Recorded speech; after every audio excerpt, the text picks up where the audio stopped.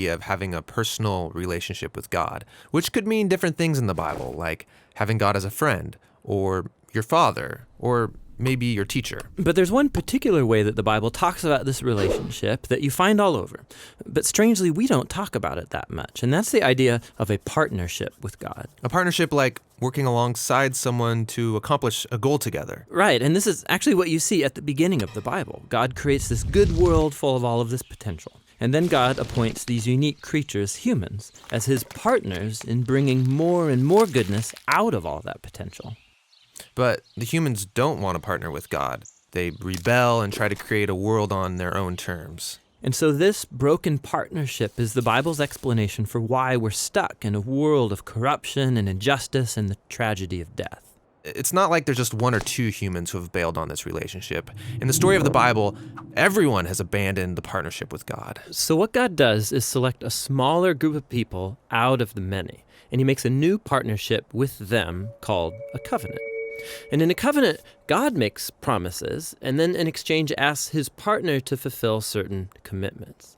And the purpose of all of this is to somehow use this covenant relationship to renew his partnership with everybody else. Now, there are actually 4 times in the Old Testament that we're told God initiates a covenant relationship with Noah, Abraham, the nation of Israel, and King David.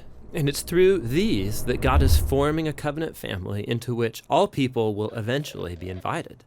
So let's see how these work. The first one is with Noah. So in this story, God has just brought the flood to cleanse the world of humanity's corruption, and Noah and his family are the only ones left. And so God makes a covenant with Noah, saying, listen, I know that humans will continue to be evil, but despite that, I'm not going to destroy it like this again. Instead, the earth will be this reliable place for us to work together. Great. So what does Noah have to do? Nothing. And that's what's so interesting about this first covenant, is that God is promising to be faithful, even though he knows humans won't be.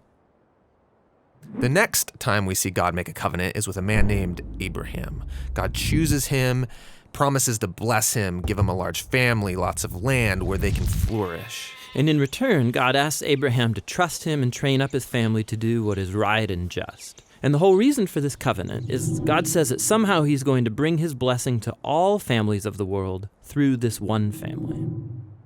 So that's Abraham.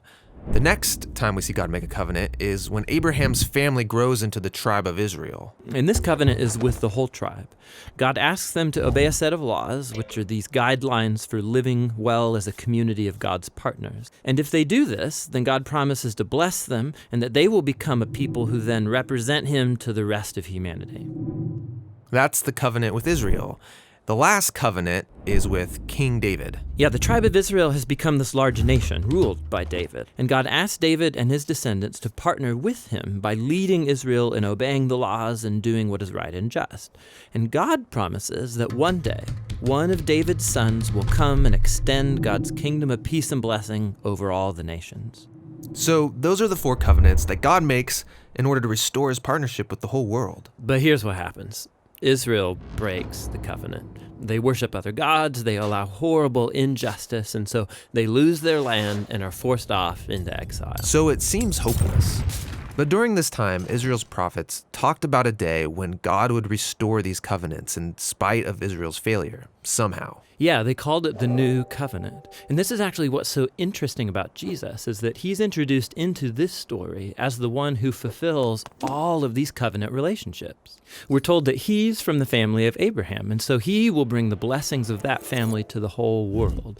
We're told that he's the faithful Israelite who was able to truly obey the law.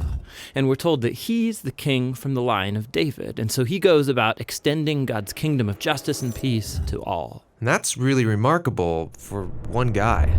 Yeah, and what it highlights is perhaps the most surprising claim of all made about this man, that Jesus is no mere human, but rather God become human. And God did this in order to be that faithful covenant partner that we are all made to be, but have failed to be. And so through Jesus, God has opened up a way for anyone to be in a renewed partnership with him. So Jesus calls people to follow him and become part of this new covenant family. And despite their failures, Jesus is committed to making them into partners who are becoming more and more faithful. The story of the Bible ends with a vision of a fully renewed world, full of goodness and peace. And there's this renewed humanity there, partnering together with God to expand the goodness of his creation. And so the end of the Bible story is really a new beginning.